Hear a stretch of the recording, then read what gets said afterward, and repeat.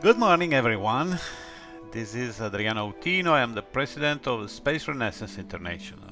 This morning I want to talk with you about the Outer Space Treaty. The Outer Space Treaty was signed in 1967 among USA, USSR and UK and then ratified by 107 countries worldwide. The treaty governed human exploration activities in space for the last 50 years and is celebrating its 50th anniversary the October 10, 2017. Basically establishing the peaceful use of the outer space, the Outer Space Treaty only provides rules for states which deal space activities and doesn't provide any rule for the commercial and industrial use of space resources.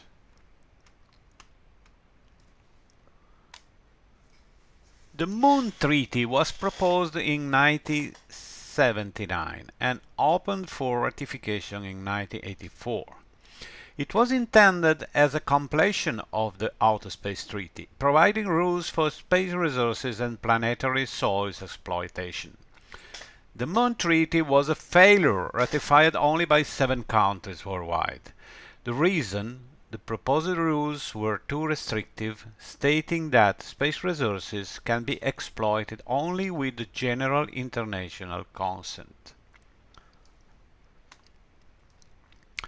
In 1986, the United Nations acknowledged the right to development as a fundamental right.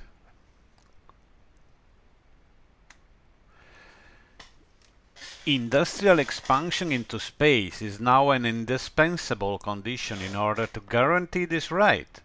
A specific outer space law system could now be defined in order to side and support the civilian space development, protect the investments and achieved properties, and protect the human rights and human life in the outer space. Some basic initial rules for the development of a free market in outer space could be defined, regulating the exploitation of extraterrestrial resources such as asteroids and planetary raw materials by private industry, and also defining the conditions for claiming and awarding extraterrestrial land portions. It is highly relevant that claiming property of soil and resources should not be subject to general international approval. Property of space resources should be similar, e.g., to intellectual property. That is, the first entity, be it private or state, reaching an asteroid or a lunar field or any celestial body, can notify its property to a public database and start mining and/or settling.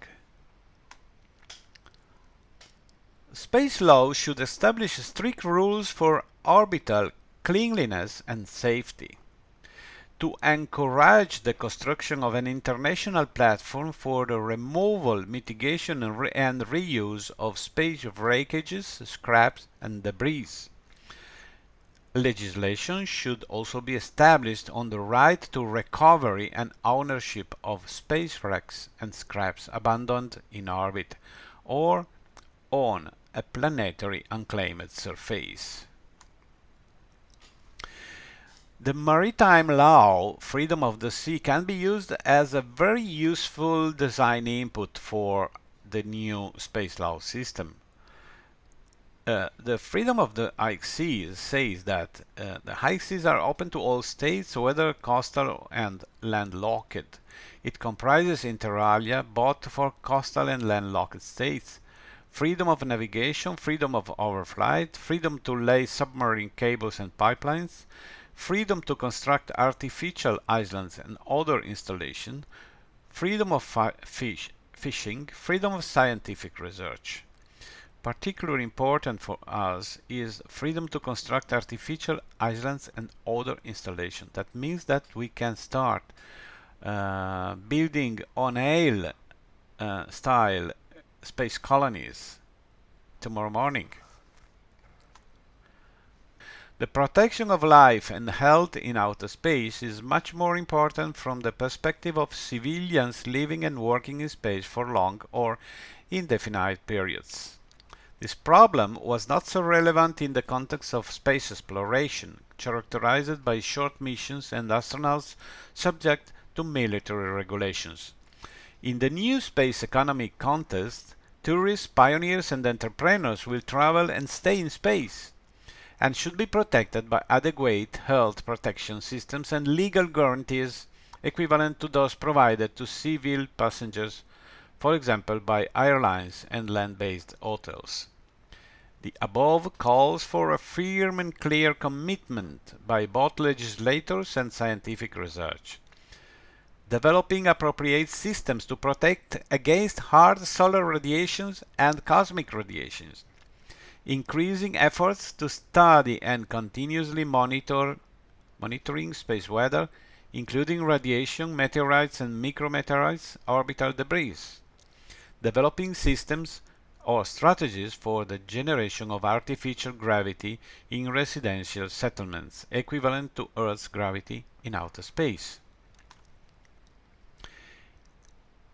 Finally, human beings cannot live in space without the support and comfort of plant and animal ecosystems.